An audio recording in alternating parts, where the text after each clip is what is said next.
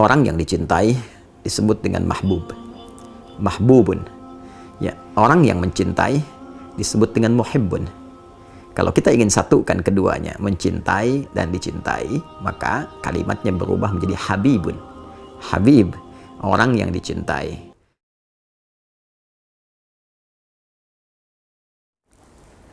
Bismillahirrahmanirrahim. Assalamualaikum warahmatullahi wabarakatuh. Alhamdulillah, wassalatu wassalamu ala rasulillah wa ala alihi wa sahbihi wa man wala wa ba'du. Saudara-saudariku, terdapat satu keterangan yang sangat menarik di dalam kitab Al-Kasyaf, ya, karya Al-Imam Zamakhsyari atau Mahmud bin Umar Az-Zamakhsyari Al-Khawarizmi. Kitabnya Al-Kasyaf an Haqa'iqit Tanzil wa Ayunil Aqawil fi Wujuh At-Ta'wil, atau sangat populer dengan sebutan Al-Kasyaf, di jilid yang keempat di halaman 297. Keterangan terkait dengan tafsir pembuka surah An-Najm, surah ke-53 urutan dalam mushaf Al-Quran, ketika menguraikan tentang pembuka di ayat wan najmi idza hawa, ayat pertama di surah ke-53 surah An-Najm.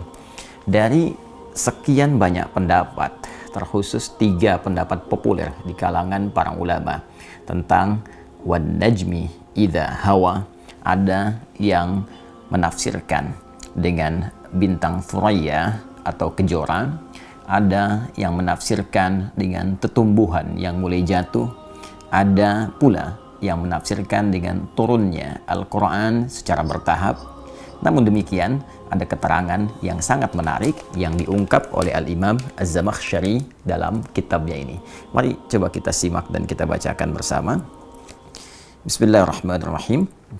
Wa an Urwah ibn Zubair radhiyallahu ta'ala anhu, ya, dari Urwah bin Zubair, semoga Allah meridai beliau.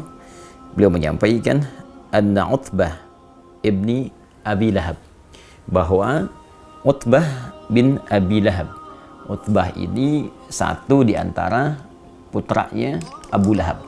Ya, jadi Abu Lahab itu punya putra, ada yang bernama Utbah, ada yang bernama Utaibah, dan keduanya, ya, pra Islam, pernah menikah dengan 2 putri Rasulullah SAW. Utbah menikah dengan Ruqayyah radhiyallahu ta'ala anha, sedangkan Utaibah menikah dengan Ummu Kulthum radhiyallahu ta'ala anha. Dikisahkan di sini tentang Utbah bin Abi Lahab. Wa kanat tahtahu bintu Rasulillah sallallahu alaihi wasallam. Diterangkan seperti apa yang saya tadi utarakan. Nah, sedangkan Utbah ini adalah suami dari putri ya Rasulullah SAW, yaitu Ruqayyah radhiyallahu ta'ala anha, Sayyidah Ruqayyah. Aradal khuruja ila Syam. Satu kali Utbah ini hendak bepergian ke Syam. Ya, Syam itu wilayah yang cukup besar sekarang, setidaknya mencakup 4 negara. Ya, jadi sekarang itu ada Syria, ya, di Syam, kemudian Lebanon, kemudian ada Palestina dan Yordania. Jadi wilayah Syam. Satu kali Utbah hendak keluar, ya, menuju Syam. Faqala la'atiyanna Muhammadan sallallahu alaihi wasallam fala'udhiyannahu. Ya, aku pasti akan datangi dulu, ya, Muhammad sallallahu alaihi wasallam, dan aku pastikan fala'udhiyannahu, aku akan menyakitinya dulu. Ya, jadi dia berniat sebelum berangkat ke Syam ini ingin mendatangi Rasulullah sallallahu alaihi wasallam dan hendak menyakiti beliau. Jadi berniat dengan serius ingin menyakiti Rasulullah sallallahu alaihi wasallam. Fa'atahu, maka kemudian ia mendatangi Rasulullah sallallahu alaihi wasallam. Faqala, dan dia berkata, jadi ke ayah mertuanya, ya, sekaligus bahkan ke kerabat terdekatnya, karena Abu Lahab itu pun adalah paman Rasulullah sallallahu alaihi wasallam. Apa yang dia katakan? Ya Muhammad. Nah, ini tak ada sopannya, karena berniat menyakiti, bahkan tidak memanggil dengan panggilan yang sopan. Ya Muhammad, wahai Muhammad sallallahu alaihi wasallam. Huwa kafirun bin najmi idza hawa wa billadzi dana fatadalla. Dia menunjuk dengan kata ganti ketiga mewakili dirinya. Dia, si Utbah itu katanya, ini kalau sudah menggunakan kata seperti ini bentuk perendahan.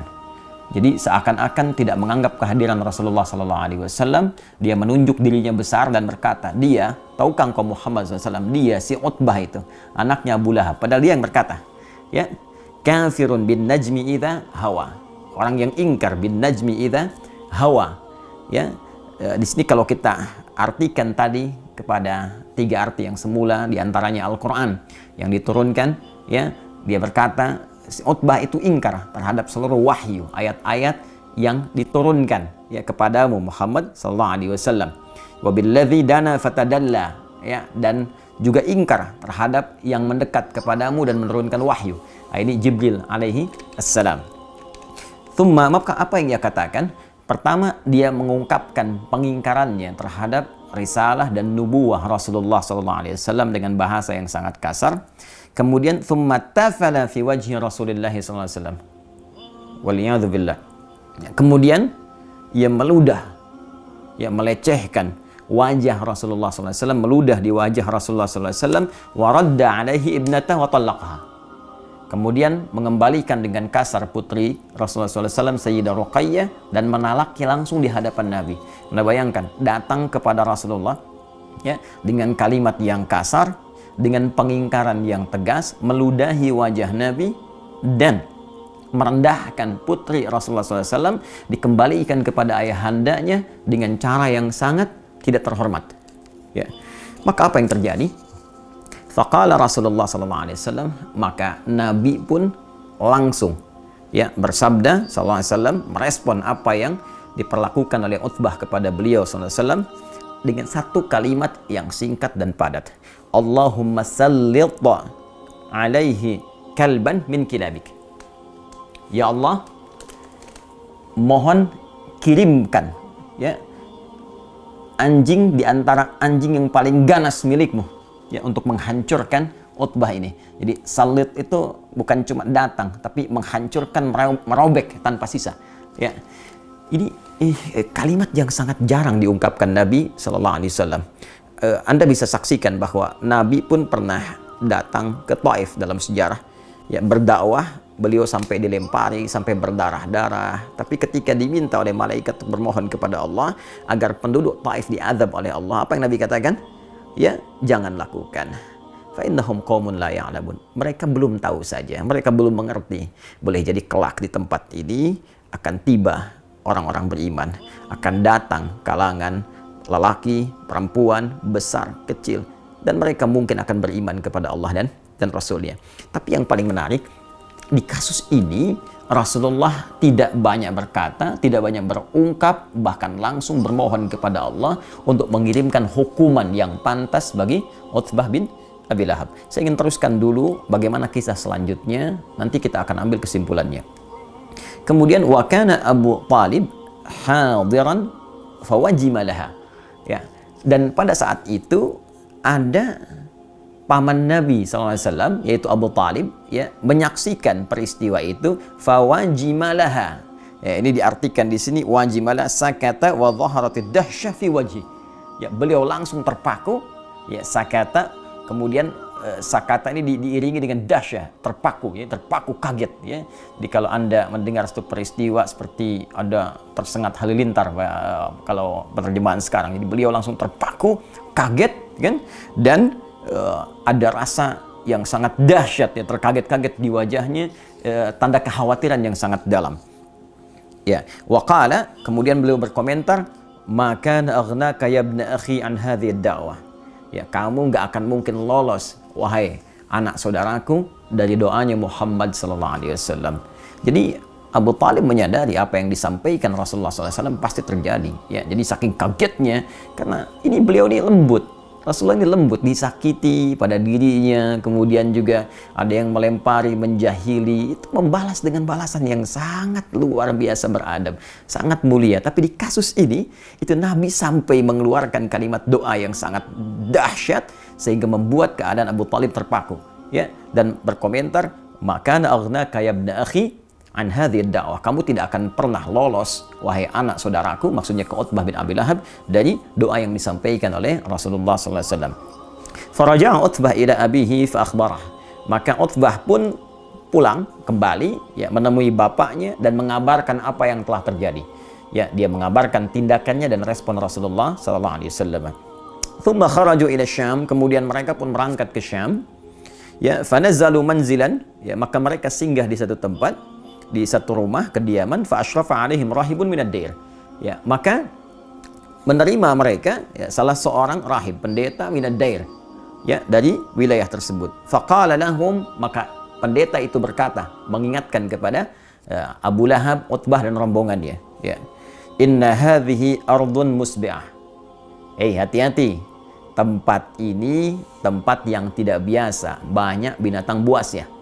Ya, musbi'ah di sini ditafsirkan dzat siba' wa wuhush, ya, tempat yang banyak sekali hewan-hewan buasnya. Maka disampaikan oleh pendeta ini, di tempat ini hati-hati, banyak binatang buasnya. Ya, kemudian apa yang terjadi? Faqala Abu Lahab, maka Abu Lahab pada saat itu berkata li ashabihi, kepada kawan-kawannya, aghithuna ya ma'syara Quraisyin hadhil lailah. Ya, wahai orang-orang Quraisy yang ikut rombongan saat ini, tolong lindungi kami malam ini. Nah, jadi sebetulnya Abu Lahab pun dalam konteks ini dia mengerti, menyadari tentang dahsyatnya doa Rasulullah SAW. Dan bila kita lihat urutan ini, ya, sampai ke level Abu Lahab pun sebetulnya meyakini risalah Nabi. Ya, dia mengakui ya Rasulullah itu orang yang benar, orang yang dibenarkan, risalahnya benar, hanya ya dorongan nafsu dunianya, dorongan mempertahankan kedudukannya, dorongan keduniaannya, ya, itu lebih tinggi yang dikerjai, dimanfaatkan oleh setan sehingga mengalahkan nilai-nilai kemuliaan dan kebeningan hatinya. Dan dia meyakini dengan doa Nabi sampai berkata, wahai ma'syara Quraisy, hei orang-orang Quraisy yang ikut rombongan ini, ya, tolong kami malam ini, lindungi kami. Ya. Apa yang dia katakan? Fa inni akhafu ala ibni da'wata Muhammadin SAW. Nah, ini buktinya. Ya, aku takut ini terjadi sesuatu kepada anakku akibat doanya Muhammad sallallahu alaihi wasallam. Fajama'u jimalahum wa anakhuha haulahum. Maka mereka pun mengumpulkan bahkan unta-unta mereka. Ya, lalu dibuat semacam perlindungan, ya, dikelilingkan. Jadi kalau kita ilustrasikan di sini Utbah, ya, Abu Lahab, kan, maka dikelilingkan ini, ya, seperti taman. Makanya kalimat setelahnya itu, ya, wa ahdaku ya bi Utbah. Kemudian mereka membentuk lingkaran seperti taman bagi untuk Utbah. Ya, jadi mereka tidur, unta dikumpulkan, mereka sendiri mengelilingi Utbah bin Abi Lahab. Ya. Apa yang terjadi? Nah, ketika mereka tidur terlelap itu, semuanya tidur terlelap, Utbah berada di tengah-tengah, dikelilingi oleh orang-orang Quraisy kafilah dagang tadi yang akan berangkat ke Syam. Kemudian faja'al asadu, tiba kemudian datanglah singa yang sangat buas, ya. Yatashammamu wujuhahum, mulai mengidentifikasi, menciumi wajah-wajah mereka tuh. Datang singa, mereka sedang tidur pulas, kan? Tidak sadarkan diri, tak terasa apa yang ada di sekitaran, ya, kayak Anda, saya atau kita sedang tidur pulas, tak terasa apa yang terjadi. Nah, ini sampai singa datang pun tidak terasa, diciumi, ya, wajah-wajah mereka diidentifikasi, hatta daraba Utbah faqatala, sampai dia menemukan Utbah bin Abi Lahab, maka dihancurkanlah, ya, sampai tewas, diterkam, mangsa, dihancurkan oleh singa itu sampai dengan tewas. Nabi berdoa, Allahumma sallit alaihi kalban min kilabik, ya Allah, datangkan, ya, hancurkan, datangkan kepada orang ini, ya, anjing di antara anjing-anjing terganasmu. Ini kalimatnya juga kalimat dahsyat ini. Itulah doa Nabi sallallahu alaihi wasallam kepada Utbah bin Abi Lahab yang langsung dikabulkan oleh Allah Subhanahu wa taala dengan menghancurkan, menerkam diri Utbah hingga tewas dan hina di hadapan manusia pada saat itu, di hadapan Allah dan di hadapan Rasulullah sallallahu alaihi wasallam. Ada yang menarik di kisah ini, tatkala seorang pujangga yang sangat populer, dan pujangga ini adalah pujangga yang seringkali membela Nabi Sallallahu Alaihi Wasallam dan menjadikan seluruh syair-syairnya, ya, syair-syair beliau untuk menegakkan panji Islam dan membela izzah Rasulullah Sallallahu Alaihi Wasallam. Beliau adalah Hasan bin Thabit, ya, Hasan bin Thabit. Beliau berkata, ya, dalam salah satu syairnya, man yarji'ul 'ama ila ahlihi fama akilu sab'i birraji'i. Nah, jadi ketika terjadi peristiwa itu, beliau mengisahkan ya, orang-orang yang pergi ke Syam pada masa itu, kata beliau, semuanya pulang kecuali ada satu orang yang tidak kembali karena diterkam dan dihancurkan oleh binatang buas. Nah, yang ingin saya sampaikan teman-teman sekalian di kisah ini adalah hal yang tadi sempat saya singgung di pertengahan uraian kami, bahwa Nabi itu orang yang sangat pemaaf, orang yang sangat mulia, orang yang selalu mengesankan kebaikan walaupun dalam konteks merespon satu hal yang menyakitkan. Beliau pernah disakiti dengan lemparan batu di Taif, seperti tadi sempat saya sampaikan. Beliau banyak dicela, disebut tukang sihir, disebut tukang syair, disebut orang gila, sampai banyak turun pembelaan langsung dari Allah Subhanahu wa taala melalui ayat-ayat Al-Qur'an. Tapi secara pribadi beliau tidak pernah kemudian membalas, merespon kepada para pencelaannya dengan respon yang kasar. Namun di kasus ini beliau langsung berdoa kepada Allah untuk mengirimkan satu balasan langsung kepada orang yang menyakiti beliau pada saat itu. Dan yang paling menarik digarisbawahi, jangan kita lupakan bahwa yang disakiti pada saat itu bukan hanya fisik pribadi Nabi, tapi ada keterkaitan dengan belahan jiwa Rasulullah SAW, yaitu putri Rasulullah SAW, yaitu keturunan Rasulullah SAW. Jadi ternyata ada sementara ulama yang membaca peristiwa ini dengan satu pandangan yang sangat luas, dengan berkata bahwa Nabi SAW akan begitu peka dengan belahan jiwanya, akan begitu peka dengan keturunan dan keluarga besarnya. Jadi ketika ada yang menyakiti pribadi Nabi, Nabi bisa menahan. Nabi bahkan bisa mendoakan ya, dengan hal-hal yang baik yang ia bisa kembali kepada nilai-nilai kebaikan jika orang itu berniat untuk berubah. Tapi ketika yang tersinggung ya dari sisi Nabi adalah terkait dengan putrinya, terkait dengan keturunannya, dan dilecehkan di hadapan Rasulullah SAW, maka muncullah nilai-nilai yang tadi telah kita dapatkan, respon yang tidak biasa. Sehingga dengan itu dapat terbaca ketika Allah Subhanahu wa taala menurunkan satu ayat di dalam surah Asy-Syura. Ya, surah Asy-Syura di ayat yang ke-23. Ya, seakan Allah mengetahui perasaan Nabi ini yang tidak ingin terganggu dengan keluarga besarnya. Ya, yang tidak ingin dinodai keturunan beliau sallallahu alaihi wasallam, sampai Allah menurunkan satu ayat yang tidak biasa.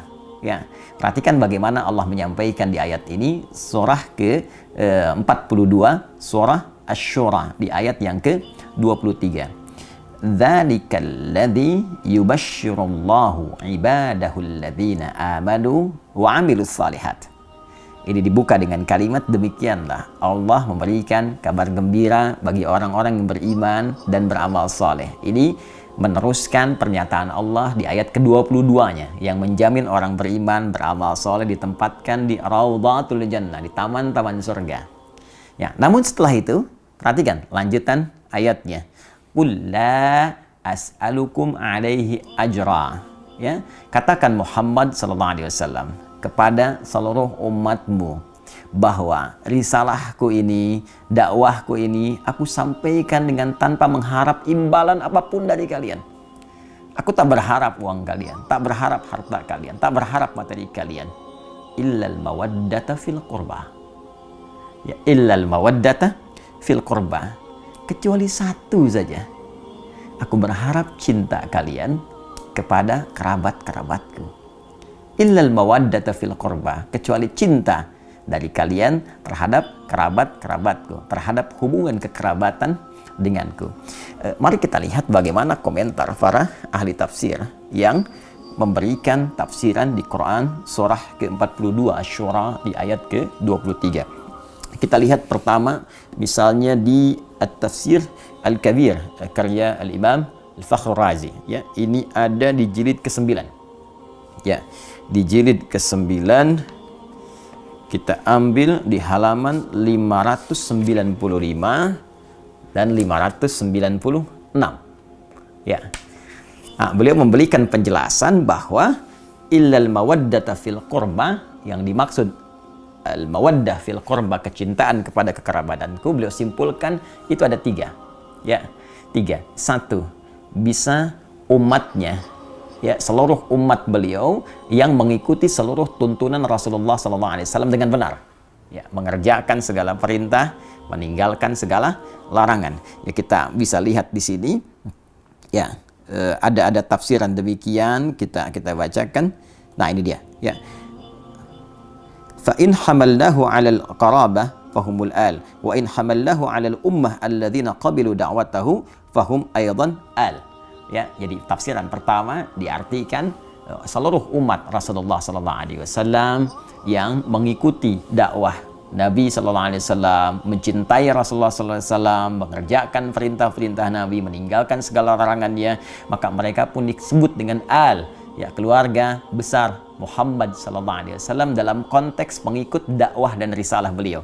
Ya, itu diikutkan pada firman Allah di Quran surah ketiga Ali Imran di ayat ke-31 di keumuman maknanya. Qul in kuntum tuhibbunallaha fattabi'uni yuhibbukumullah wa yaghfir lakum dzunubakum. Katakan Muhammad SAW, jika kalian semua umat-umat Muhammad SAW mencintai Allah, maka buktikan kecintaan itu, ya, dengan mengikuti tuntunan Rasulullah SAW. Ketika mengikuti tuntunan Rasulullah, maka dia dicintai oleh Allah seperti Allah mencintai Rasulullah SAW. Walaupun levelnya berbeda, tapi rasa cinta itu diturunkan. Karena Allah mencintai Rasulullah, mencintai pengikutnya, maka ada hubungan cinta yang menjalin kekerabatan antara Rasulullah dengan umatnya. Tafsiran satu.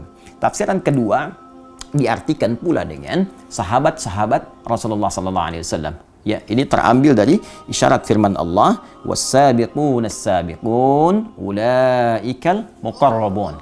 Ya, di surah Al-Waqiah, surah ke-56 ayat yang ke-10. Ya, was-sabiqun as-sabiqun, dan orang-orang terdahulu. Jadi jelas, was-sabiqun itu tafsir yang paling lebih mendekatinya, ya, bisa dikatakan lebih tepatnya itu kalangan para sahabat, ya, karena mereka disebut dengan as-sabiqunal awwalun, orang-orang pertama yang masuk Islam, ya, ada 40 orang, ya kan? Setelah itu sahabat-sahabat lain menyusul, was-sabiqunas sabiqun, ya, adapun golongan orang-orang yang awal-awal masuk Islam, golongan-golongan terdahulu, ya, ulaikal muqarrabun. Nah, merekalah yang kemudian didekatkan kepada Allah, didekatkan kepada Rasulullah SAW. Ini langsung penegasan dari Allah bahwa mereka termasuk muqarrabun, ya, orang-orang terdekat dengan Rasulullah SAW. Jadi yang kedua, Al-Imam Fakhrul Razi mengartikan illal mawaddata fil qurba. Qurba di sana dimasukkan sahabat-sahabat Rasulullah SAW.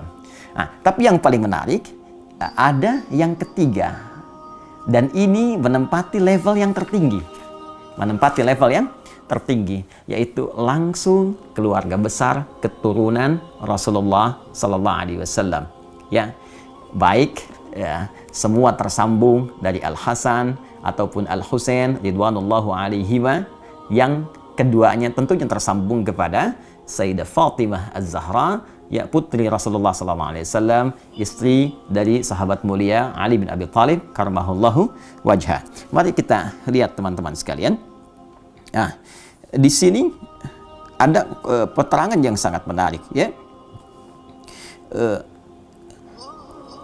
Warawa sahibul kasyaf, dan ini ada keterkaitan, ya. Pemilik tafsir al-Kasyaf Az-Zamakhsyari, ya, menyampaikan satu riwayat, ya, annahu lamma nazalat hadhil ayah, ya, tatkala turunnya ayat ini illal mawaddata fil qurba, ya, kemudian dikatakan kepada Rasulullah SAW, ya Rasulullah, wa ya Rasulullah, man qarabatuka haula'il ladzina wajabat alaina mawaddatuhum. Ditanyakan kepada Rasulullah ketika ayat ini turun, ya Rasulullah, siapakah yang dimaksud kerabatmu itu yang wajib bagi kami ini menyayangi mereka, mencintai mereka? Ya, maka apa jawab Nabi? Faqala, maka beliau berkata, yang dimaksud itu yang spesifik, ya. Faqala Ali wa Fatimah wa ibnahuma. Fathabata anna haula'il arba'ah aqarib an-nabi sallallahu alaihi wasallam. Ya, kata Nabi spesifik disebutkan, yang spesifik, ya, adalah Ali, Fatimah, dan putra dari keduanya. Dan tentunya ini mencakup keturunan-keturunan dari mereka. Jadi Nabi menempatkan keluarga besar beliau dalam konteks keturunan yang tersambung kepada beliau, itu di level pertama di al-mawaddah al-qurba, yang langsung memberikan jawaban kepada sahabat yang bertanya, siapa di antara ini ya mawaddah fil qurba, di antara kurba yang bagi kami wajib mencintai mereka, bagi kami harus menyayangi mereka, tidak boleh menyakiti mereka. Ya, maka dijawab oleh Nabi, di antara mereka itu level tertingginya adalah langsung keturunan dari Nabi SAW melalui jalur Ali bin Abi Thalib, Fatimah Az-Zahra, Al-Hasan dan Al-Husain. Kemudian wa idza thabata hadza wajaba an yakunu makhsusina bimazidit ta'zim wa yadullu alaihi wujuh. Maka Al-Imam Fakhr Razi ya mengomentari kalimat riwayat tadi mengatakan, maka dengan tetapnya keterangan ini yang tadi disampaikan dari jawaban Nabi SAW, maka mereka ya keturunan Nabi langsung dari Ali, Fatimah, Al-Hasan, Al-Husain ini harus menempati porsi tertinggi ya dari nilai kasih, cinta, perhatian, tak boleh disakiti dari 3 golongan yang tadi disebutkan. Ya, keluarga keturunan langsung dari Nabi, kemudian sahabat-sahabat Rasulullah, nggak boleh nyakiti sahabat-sahabat Nabi, nggak boleh mencela sahabat Nabi, menyayangi keluarga Nabi, keturunan Nabi, sangat diutamakan, bagus. Tapi saat bersamaan mencela sahabat Nabi, mencela Abu Bakar As-Siddiq, ya, mencela Umar bin Khattab, itu pun ditentang oleh Nabi. Ya, jadi menyayangi semua dzawil qurba yang terkait dengan Rasulullah, ya, baik itu umatnya level terbawah, kemudian naik ke atas sahabat-sahabatnya, dan yang paling utama adalah garis keturunan Rasulullah Sallallahu Alaihi Wasallam. Bahkan, ya, Imam Fakhr Razi langsung mengomentari. Ya, bahkan ini kita bisa dapati beberapa petunjuk kata beliau. Ya, di antara petunjuknya la syakka anna Nabiy sallallahu alaihi wasallam kana yuhibbu Fatimah alaihi salam. Qala sallallahu alaihi wasallam, Fatimatu bid'atun minni, ya, Fatimatu bid'atun minni. Yu'dhini ma yu'dhiha. Fatimah itu belahan diriku, belahan jiwaku, ya. Maka siapa yang menyakitinya, dia telah menyakitiku. Ya. Siapa yang menyakitinya, dia telah menyakitiku. Dan bukankah keturunan dari Fatimah Az-Zahra belahan dari jiwa beliau juga? Ya, bukankah Al-Hasan putra beliau, Al-Husain putra beliau, tentu itu belahan jiwanya. Dan keturunan dari Al-Hasan, keturunan dari Al-Husain, ya, para sayyid, syarif yang mendapatkan cinta, yang dicintai, itu keturunan ya langsung yang terurut nasabnya kepada Sayyidah Fatimah Az-Zahra. Dan ketika menjadi belahan jiwa Sayyidah Fatimah, maka menjadi belahan jiwa Rasulullah SAW. Ya. Ya, dan itu pun yang menjadikan bahwa ad-du'a lil al mansabun 'azimun. Walidzalik ju'ila hadha ad-du'a khatimat at-tashahhud fi as-salah wa huwa qawluhu Allahumma shalli ala Muhammad wa ala ali Muhammad. Karena itulah saking tingginya derajat mencintai keluarga besar ini pada level yang pertama sampai dijadikan doa dalam tasyahud. Allahumma shalli ala Muhammad wa ala ali Muhammad. Nah, yang ingin saya sampaikan saudara-saudariku bahwa ayat ini adalah ayat yang merespon bagaimana rasa cinta Nabi Shallallahu Alaihi Wasallam pada kerabat-kerabat beliau. Ya, baik itu umatnya yang mengikuti tuntunan beliau, sahabat-sahabat yang menyayangi, melindungi, menjaga beliau, apalagi keluarga besar yang tersambung langsung dengan Rasulullah Shallallahu Alaihi Wasallam. Jadi bila kita punya keluarga saja kita jaga, kita sayangi, maka demikian Rasulullah menjaga, menyayangi keluarga besarnya, termasuk keturunan-keturunannya. Karena itulah di dalam bahasa Arab, orang yang dicintai disebut dengan mahbub, mahbubun. Ya, orang yang mencintai disebut dengan muhibbun. Kalau kita ingin satukan keduanya, mencintai dan dicintai, maka kalimatnya berubah menjadi habibun. Habib, orang yang dicintai. Ya, orang yang sekaligus mencintai. Maka seringkali ya keturunan-keturunan Rasulullah itu disebut dengan Habib untuk memberikan kesan bahwa keturunan-keturunan Nabi mesti menjaga nilai mawaddah yang diturunkan langsung oleh Rasulullah dengan banyak melahirkan cinta kasih pada sesama, baik dalam bentuk amar ma'ruf ataupun nahi mungkar. Dan saat yang bersamaan ada isyarat kepada kita untuk mencintai mereka, tidak menyakiti mereka, karena menyakiti mereka adalah juga menyakiti langsung kepada Rasulullah SAW. Dengan ini saya bermohon kepada Allah, semoga Allah senantiasa memuliakan kita semua, memuliakan para sahabat-sahabat Nabi, dan terkhusus memuliakan, mencintai, dan menjaga seluruh keluarga besar Rasulullah SAW sampai dengan keturunannya di masa kini ataupun di masa yang akan datang. Saya pun memohon maaf jika dalam setiap tutur perilaku ada tindakan-tindakan yang boleh jadi menyakiti keluarga besar Rasulullah SAW, dan semoga maaf Anda, kasih sayang Anda menjadikan peluang yang terbuka bagi saya untuk berjumpa dengan Rasulullah SAW dalam keadaan yang gembira bersama Anda semua dalam naungan ridha Allah Subhanahu wa Ta'ala. Ada juga penguat di tafsir Ibnu Katsir, tafsir Al-Quran Al-Azim. Ini ada di jilid yang keempat, ya, jilid yang keempat di halaman 187. Ya, ini disampaikan riwayatnya, ya, waqala Sudai an Abi Dailam qala lamma ji'a bi Ali ibn al-Husain asyara. Tatkala satu di antara keturunan Rasulullah SAW, ya, namanya adalah Ali ibn al-Husain, ya, pernah menjadi tawanan setelah terjadi peristiwa fitnah kubra, fitnah yang sangat besar. Ini dalil dari Ibnu Katsir yang menguatkan bukan hanya Fatimah ya radhiyallahu taala anha, Ali bin Abi Thalib, dan putra keduanya itu Al-Hasan Al-Husain. Tidak dicukupkan mawaddah al-qurba fil qurba pada keempatnya. Tapi ini gambaran. Kalau di kita sinekdok pas prototo disebutkan sebagian, menunjuk keseluruhan. Nah, di antara buktinya apa yang disampaikan oleh Imam Ibnu Katsir dalam tafsirnya, tafsir Al-Quranil Azim.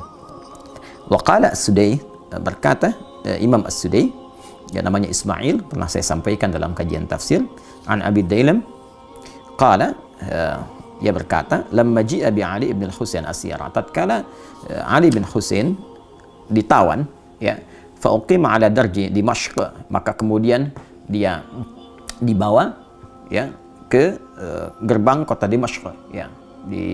Kalau kita kan tawanan itu suka di Arak, ya, sampai kemudian di Damaskus. Qama rajulun min ahli Syam, maka berdirilah seorang laki-laki dari masyarakat Syam, ya, Syria. Pada saat itu di Damaskus yang tadi saya sebutkan 4 negara itu dulu masih menyatu. Faqala, dia berkata, alhamdulillahilladzi qatalakum wasta'salakum wa qata'a qarnil fitnah. Segala puji bagi Allah Subhanahu wa taala yang telah menghancurkan kalian, ya, dan memutus fitnah di zamanku ini. Nah, jadi dia merasa bahwa dengan ditawannya keluarga besar Nabi, termasuk di dalamnya Ali ibn Husain, ya, radhiyallahu taala anhu, dia menyimpulkan, nah, ini sumber fitnah nih. Dia menyakiti, ya, menuduh bahwa ini bagian dari keluarga Nabi, keturunan Nabi ini fitnah pada saat itu yang menyebabkan banyak persoalan-persoalan, banyak kericuhan-kericuhan, ya, banyak kesemrawutan-kesemrawutan, banyak pertikaian-pertikaian. Maka dia menyimpulkan ini dengan ditangkapnya, ditawannya orang ini, ya, keturunan Nabi SAW dengan kalimat yang tak pantas tadi. Dia mengatakan, nah, dia bersyukur, alhamdulillahilladzi qatalakum wasta'salakum. Segala puji bagi Allah yang telah, ya, saya nggak berani menerjemahkan dengan yang lebih kasar, ya, yang sesuai dengan apa yang dia katakan tadi. Saya mungkin katakan yang telah menangkap dia, itu, ya, ya. Kemudian dan menghilangkan fitnah di zamanku ini. Faqala lahu Ali bin Husain, maka Ali bin Husain berkata kepada orang tadi, apa yang dia katakan, aqra'ta al-Quran, kamu ini baca Quran nggak? Ya. Kemudian qala, laki-laki itu berkata, menjawab, na'am, ya. Qala, aqra'ta al-Hamim, apa engkau pernah membaca tentang surat di dalamnya ada keluarga besar Hamim, al-Hamim, satu keluarga yang disebutkan di surat Hamim? Qala qara'tul Quran, dia menjawab, aku membaca Al-Quran, walam aqra' al-Hamim, tapi aku nggak pernah baca al-Hamim. Ya, keluarganya Hamim. Siapa itu keluarganya Hamim? Nah, teman-teman, di antara pembuka surah Al-Quran itu surah Asy-Syura itu dibuka dengan kalimat Hamim. Ya, Hamim, itu kan? Itu surah Asy-Syura, ya. Ada keluarga di situ yang diutamakan. Ya, siapa keluarga itu? Maka dijawab oleh Ali bin Husain, qala ma qara'ta, apakah engkau enggak baca di ayat 23 tadi, qul la as'alukum alaihi ajran illa al-mawaddata fil qurba. Katakan Muhammad sallallahu alaihi wasallam, aku tidak meminta kepada kalian satu upah pun, satu materi pun, kecuali rasa cinta, rasa hormat kepada keluarga keturunan Rasulullah sallallahu alaihi wasallam. Qala, Maka orang itu berkata, ya, si pemuda tadi berkata, wa innakum antum hum, apakah kalian itu termasuk golongan mereka, keluarga Nabi SAW? Qala na'am. Maka Ali bin Husain berkata, ya, kami termasuk golongan itu. Jadi orang ini ada dua kemungkinan, dia tidak mengetahui yang ditawan itu keluarga besar dari keturunan Rasulullah SAW, sehingga berani melecehkan di hadapan masyarakat, ya, berani bertindak yang tidak pantas, kan? Atau yang kedua, dia menyadari itu keturunan Nabi tapi tidak tahu kalau itu begitu dimuliakan, begitu ada perintah langsung dari Allah, ya, dan merasakan bagaimana sensitifnya hati Nabi SAW terhadap keturunannya, sampai kemudian beliau mendoakan hal yang tidak biasa bagi orang-orang yang menyakitinya. Maka setelah mengetahui itu, dia terdiam dan tidak banyak berkomentar lagi dan mengoreksi dirinya, sehingga dia menyadari kesalahan-kesalahan yang dimaksudkan. Ya, waqala, kemudian berkata Abu Ishaq As-Sabi'i, sa'altu Amr ibn Shu'aib an qawlihi ta'ala, ya, Abu Ishaq As-Sabi'i bertanya kepada Amr ibn Shu'aib, ya, tentang makna firman Allah Subhanahu wa taala, qul la as'alukum alaihi ajra illa al-mawaddata fil qurba, faqala qurban nabi sallallahu alaihi wasallam, ya, rawahuma Ibnu Jarir, ya, fi tafsirihi. Maka dijawablah kemudian oleh Amr ibn Shu'aib, yang dimaksud di ayat ini spesifik, maksudnya adalah kerabat Nabi sallallahu alaihi wasallam. Jadi dari sekian tafsiran-tafsiran, ya, ada yang disepakati oleh para ulama yang dimaksud dengan kurba di sini, ya, ada yang menyebutkan bahwa ini kekerabatan Nabi di kalangan Quraisy, ada, tapi juga yang menekankan ini adalah keterkaitan dengan keluarga Nabi. Tidak sedikit dari kalangan para mufassir yang memberikan kesimpulan bahwa wajib bagi kita umat Islam untuk saling menyayangi, mencintai, yang dengan kasih sayang itu menjadikan kita sebagai kerabat Nabi Sallallahu Alaihi Wasallam. Wajib menghormati para sahabat, yang dengan penghormatan itu melahirkan rasa cinta dari Nabi kepada kita. Dan ada keharusan, wajib bagi kita menghormati, menyayangi, ya, para keturunan Rasulullah SAW, sehingga dengan itu terbukalah gerbang cinta Rasulullah SAW kepada kita semua, dan menjadikan kita termasuk bagian dari kerabatnya. Pun demikian seluruh kerabat-kerabat keturunan Rasulullah SAW yang hidup sampai dengan kini juga wajib menjaga marwah, menjaga kehormatan, menjaga rasa cinta yang dititipkan oleh Rasulullah, sehingga dengan itu kehormatan yang disampaikan oleh Allah melalui Al-Quran pun ditegaskan melalui Nabi dapat terjaga dan terbawa hingga kembali kepada Rasulullah SAW. Al-Imam Fakhrul Razi bahkan memberikan gambaran. Al-Imam Al-Fakhrul Razi dalam tafsirnya At-Tafsirul Kabir memberikan gambaran bahwa kalimat yang Allah beritakan kepada Rasulullah SAW itu tidak pernah bahkan disampaikan kepada nabi-nabi sebelumnya. Jadi kalau Anda baca misalnya di halaman 594, ya, halaman 594. Jadi ketika beliau mengisahkan tentang bagaimana respon kalimat dari nabi-nabi sebelum Nabi Muhammad SAW, annahu ta'ala haka an aktsaril anbiya alaihimussalam. Allah Subhanahu wa taala banyak mengisahkan tentang para nabi alaihimussalam dalam Al-Qur'an. Annahum sarrahu ya binafyi talabil ujrah. Ya, mereka secara langsung ya menjelaskan tentang bahwa mereka tidak boleh menerima upah. Ya, secara lugas menyampaikan tidak menerima upah, tidak menerima bayaran dalam dakwah mereka hanya karena Allah saja. Fadzakara fi qissati Nuh alaihissalam, maka disebutkan kisah Nuh alaihissalam di surah Asy-Syu'ara ayat 109, wa ma as'alukum alaihi min ajrin in ajriya illa ala rabbil alamin. Aku tidak meminta kepada kalian upah bayaran, ya, kecuali hanya pahala dari Allah saja. Ya, wa kadza fi qissati Hud wa Salih wa fi qissati Lut wa Syu'aib alaihissalam. Ya, dan demikian di kisahnya Nabi Hud, Nabi Saleh, Lut, Nabi Syu'aib, semua mengatakan kalimat yang sama. Tapi khusus untuk Rasulullah, Allah berikan satu kalimat, illal mawaddata fil qurba, kecuali rasa cinta terhadap kekerabatan yang tersambung pada Rasulullah. Semoga kita saling mencintai, sehingga dengan itu dicintai oleh Rasulullah, dicintai oleh Allah, dan mengumpulkan kita dalam suasana cinta di surga Allah yang penuh dengan kasih sayang. Adi Hidayat, Assalamualaikum warahmatullahi wabarakatuh.